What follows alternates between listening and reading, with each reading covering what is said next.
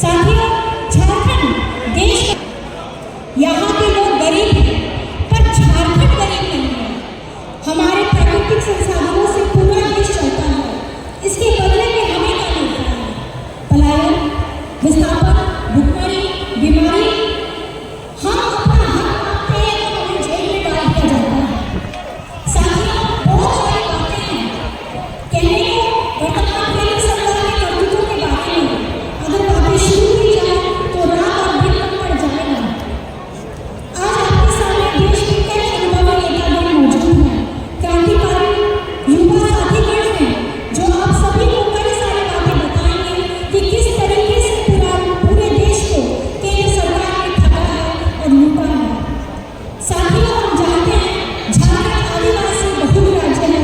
आप सभी को याद होगा, नहीं तो मैं याद दिलाता हूँ कि राज्य अलग होने के बाद राज्य में विधानसभा सीटों की संख्या बढ़ाने के लिए भाजपा की ही सरकार थी। 2025-26 तक के लिए इसको टाल दिया गया।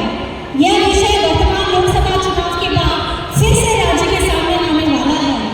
जैसे कि मैंने पहले भी बताया है कि केंद्र सरकार जिस तरह से नए नए कानून बना रही है, उन कानूनों में सबसे अधिक प्रभावित आदिवासी क्षेत्र और आदिवासी समुदाय को होने जा रहा है।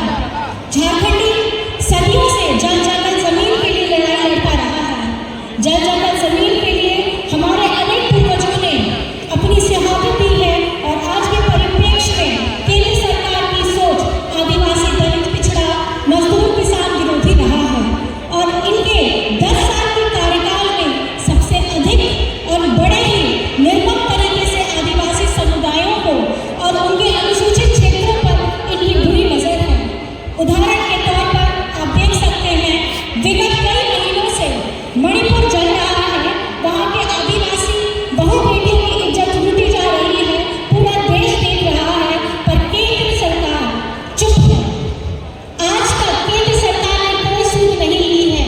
ये है इनका आदिवासी प्रेम।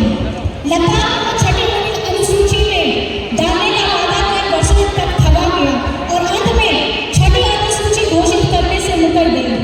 आज वहाँ के भयानक ठंड में भी लोग शून्य की डिग्री में भी अपना विरोध प्रदर्शन कर रहे हैं। ये है इनका आदिवासी प्रेम। साथियों, देश में सभी शेड्यूल एरिया पर इनकी गिर नजर है। झारखंड में कई महत्वपूर्ण और संवेदनशील कानून लागू हैं, जैसे CLT act, SPD act, vigilance act इत्यादि। अगर NDA सरकार 2024 के चुनाव जीतती है तो राज्य और देश के आदिवासियों के ऊपर बहुत बड़ा खतरा बन जाएगा। इसलिए किसी भी कीमत पर झारखंड को बचाना है। साथियों, झारखंड में कुछ संवेदनशील मुद्दे हैं, जैसे सरना धर्म कोड राज्य में लागू किया जाना, खतियान आधारित स्थान और नियोजन नीति बनाना, पिछड़ों को 27% आरक्षण के लिए मार्ग प्रशस्त करना, स्थानीय भाषा और संस्कृति को पहचान दिलाने का कार्य करना इत्यादि। मैं इन विषयों पर विस्तृत में नहीं जा रहा हूँ, पर यह कहना चाहूँगा कि ये सभी चीजें तभी लागू होगी जब केंद्र की पूंजीपति और तानाशाह सरकार को केंद्र से बेदखल किया जाए। साथियों, मैं अपना ये संदेश समाप्त करने से पहले कहना चाहता हूँ कि झारखंड वीरों की धरती है। हमेशा से झारखंड के मूलवासी आदिवासियों ने राज्य के हक अधिकार के लिए संघर्ष किया है, अपने संघर्षों का लोहा भी बनवाया है।